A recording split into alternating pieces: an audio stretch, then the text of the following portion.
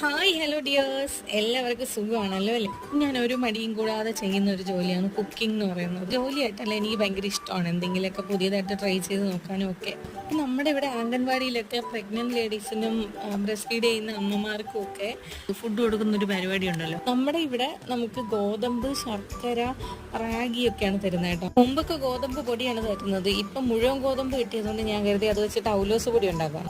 വലിയ പരിപാടിയൊന്നുമില്ല, ഭയങ്കര ഈസിയാണ് ഉണ്ടാക്കാൻ. ഗോതമ്പ് നന്നായിട്ട് വറുക്കണം, അതൊന്ന് നന്നായിട്ട് പൊടിച്ചെടുക്കണം. ഗോതമ്പ് പൊടിഞ്ഞു വരുമ്പോഴേക്ക് കുറച്ച് ചിരകിയ തേങ്ങയും കൂടി ഇട്ടിട്ട് ജസ്റ്റ് ഒന്ന് അടിച്ചെടുക്കണം. അതിലോട്ട് കുറച്ച് ചിരകിയ ശർക്കരയും കൂടി ഇട്ടിട്ട് കൈ കൊണ്ട് തന്നെ നന്നായിട്ട് മിക്സ് ചെയ്തെടുക്കണം. അപ്പോഴാണ് അതിന് നല്ല ടേസ്റ്റ് വരും കേട്ടോ. പറഞ്ഞു തീരും മുന്നേ തന്നെ അവലോസ് പൊടി റെഡിയായി. ഉണ്ടാക്കിയപ്പോൾ തന്നെ കുറച്ച് വീട്ടിൽ കൊണ്ട് തന്നെ എടുത്തു വെച്ചു. ബാക്കി ഒരു ഉണങ്ങിയ പാത്രത്തിലിട്ട് അടച്ചു വെച്ചു. അപ്പൊ വൈകുന്നേരം ചായയും അവലോസ് പൊടിയായിട്ടാണ് കഴിച്ചത് കേട്ടോ.